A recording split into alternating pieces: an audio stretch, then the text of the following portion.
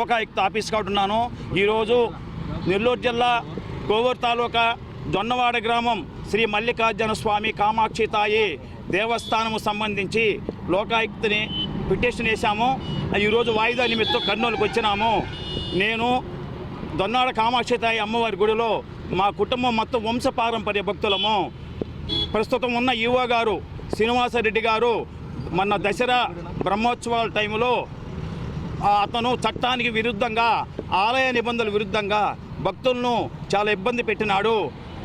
అందులో భాగంగా దసరా నవరాత్రుల రోజుల్లో గతంలో ఎప్పుడు లేని విధంగా 2 రోజులు దర్శనాలు ఆపివేసినాడు. ఆ రోజు మేము నైట్ 2:30 దాకా క్యూలో ఉన్నాము. క్యూలో ఉన్న తర్వాత మాకు దర్శనాలు చూపించలేదు. అక్కడ పండు అనే అబ్బాయి చేత అభిషేక జలాలు చల్లించినాడు. పూజారులు చల్లాల్సిన అభిషేక జలాలు చల్లించినాడు. ఆ రోజు మాకు దర్శనం చూపించలేదు. ప్రతి సంవత్సరం చూపిస్తున్నారు. దసరా అప్పుడు ఆ 2 రోజులు ముందు చూపించారు, లాస్ట్ చూపించారు దర్శనం. 2 రోజులు మాత్రం ఆపేసినారు. దాని నిమిత్తం నేను endowment department Amaravati endowment commissioner గారికి, విజయవాడ కమిషనర్ గారికి, నెల్లూరు జిల్లా ఏసీ గారికి, తిరుపతి ఆర్జేసీ గారికి, మా ఎమ్మెల్యే ప్రశాంత్ రెడ్డి గారికి, దేవాదాయ శాఖ మంత్రి ఆనం రామనారాయణ రెడ్డి గారికి అందరికీ కంప్లైంట్ ఇచ్చినాను. ప్రస్తుతం ఉన్న ఈవో శ్రీనివాసరెడ్డి గారు అతనికి రాజకీయ పలుకుబడి ఉపయోగించి మా యొక్క పిటిషన్ను విచారణకి రానికుండా ఆపివేసినాడు. దాని నిమిత్తం నేను లోకాయుక్త హ్యూమన్ రైట్స్ మళ్ళీ కంప్లైంట్ ఇచ్చాను. లోకాయుక్త వారు విచారణ జరపమని కోరగా వాళ్ళ పిటిషన్ వచ్చిన తర్వాత విచారణ చేయమని పిటిషన్ పంపించిన తర్వాత అతను అప్పుడు విచారణకు వచ్చింది.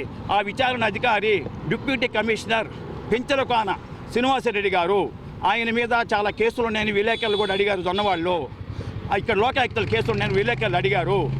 ఆయన వాళ్ళందరూ కుమ్మక్కయ్యి నా యొక్క ఆ రోజు విచారణని నన్ను విచారించారు, నా సాక్షులను విచారించలేదు.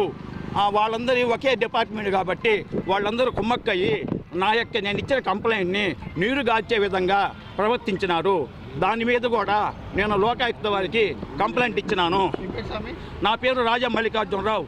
నేను అమ్మని వంశపారంపర్య భక్తుడిని. ఆమె సౌత్ మన దక్షిణాదిలో చాలా అమ్మవారు, చాలా పవర్ఫుల్ అమ్మవారు. అక్కడ గుడి చాలా పవిత్రమైనది.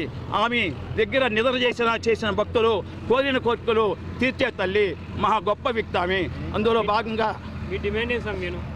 అతను తర్వాత వచ్చేసి అదైన తర్వాత నేను అది కడుపులో పెట్టుకొని నేను అన్నదానంలో ఉంటే, నేను నా కుటుంబ సభ్యులు పూజలు చేసుకొని అన్నదానంలో ఉంటే నేను ఎందుకు దర్శనాలు చూపించడం అన్నదానికి కడుపులో పెట్టుకొని చొక్కా పట్టుకొని నన్ను నా కొట్టుకొని అందరిని బయట లాగినప్పుడు సాక్షులు ఉన్నారు. ఆ రోజు విచారణకు వచ్చే అధికారి మా సాక్షులు విచారించకుండా నన్ను విచారించి వాళ్ళందరూ కుమ్మక్కయ్యి కేసు నీరుగార్చే పని చేస్తే నేను లోకాయుక్తకు వచ్చినాను. తర్వాత వచ్చేసి ప్రదక్షిణాలు జరిగే టైంలో అతను ఏం పట్టించుకోలేదు. ఎన్నిసార్లు చెప్పినా పట్టించుకోలేదు. ఆలయంలో కావాల్సిన భక్తులకి మినిమం సౌకర్యాలుగా చూడలేదు. అందుకు ఎగ్జాంపుల్గా అక్కడ ప్రసాదాలు వేడి దగ్గర ఒక టేబుల్ ఏర్పాటు చేయమని 6 నెలలు చెప్తున్నాను. మన ప్రెస్ మీట్లో చెప్పాను. గత మళ్ళా 3 సార్లు చెప్పాను. ఇదిగోండి, దేవస్థానంలో చిన్న ప్లాస్టిక్ టబ్బ మీద ప్రసాదాలు పెడుతున్నాము. ఆ విలువగా దృష్టి చూసుకోమన్నాను. మినిమం సౌకర్యాలు చేయలేకపోతున్నాడు. తర్వాత చెప్తాను. ఇదిగో ప్రసాదాలు బెంచ్ మీద పెడుతున్నాము. ఎన్నిసార్లు చెప్పినా మాకు అతను సహకరించలేదు. ఎవరన్నా అడిగితే వాళ్ళ మీద బెదిరించే మాట్లాడుతున్నాడు. మా యొక్క మనోభావాన్ని దెబ్బతీస్తున్నాడు. ఒక భక్తుడిగా నేను ఈ డ్రెస్ కోడ్లో ఉంటే, దీక్షలో ఉంటే నన్ను చొక్కా పట్టుకొని లాగినారు. నేను ఈ విషయాలన్నీ పై అధికారులు తెలియపరిస్తే ఎండోమెంట్ డిపార్ట్మెంట్ వారు నాకు ఎవరు సహకరించలేదు. కాబట్టి నేను ఇప్పుడు లోకాయుక్త కూడా తెలియపరిచాను. అతని ఆలయంలో కనీసం డ్రెస్ కోడ్ లేదు. అతను ఏమంటూ జరుగుతుంది. ప్రజెంట్ మొన్న 13వ తేదీ 13/1/25 భోగి రోజు అక్కడ అభిషేకం జరుగుతుంటే నేను అక్కడుంటే లక్ష్మీ ప్రసన్న అనే ఉద్యోగస్తురాలు నేను పూజారి దగ్గర నా గోత్రనామా చెప్తుంటే నా మీదకి వచ్చి అతను ఆమె దురుసుగా ప్రవర్తించి నువ్వు ఉండేదానికి లేదు అని అనింది.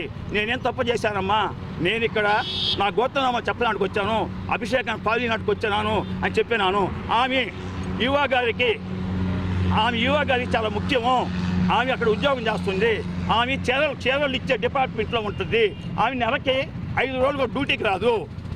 ఆమె వచ్చి 90 ఏళ్ళ, ఆమె 95.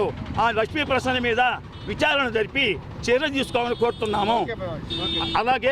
అలాగే ఆలయంలో భక్తులకు కావాల్సిన మినిమం సౌకర్యాలు, శానిటేషన్ కానీ, నీళ్లు కానీ, భక్తులకు కావాల్సిన మినిమం సౌకర్యాలు ఏం చేయడం లేదు. ఇందు నిమిత్తం నేను లోకాయుక్త కంప్లైంట్ ఇచ్చాను. దేవస్థానం సంబంధించిన ఆయన ఒక వ్యూవాగా పరిపాలన చేయడం లేదు. భక్తుల మనోభావాన్ని, నా ఆత్మగౌరవం మీద, నా హిందూ భావాన్ని చేస్తున్నాడు. వీటన్నిటి మీద నాకు న్యాయం జరిగిన పక్షంలో త్వరలో జొన్నవాడ దేవస్థానం కాడ నిరాహార చేస్తాను, న్యాయ పోరాటం చేస్తాను. అతని విషయంలో తగ్గే సమస్య లేదు. మాకు చాలా అన్యాయం చేశాడు. నా మనోభావం దెబ్బ కొట్టాడు. నన్ను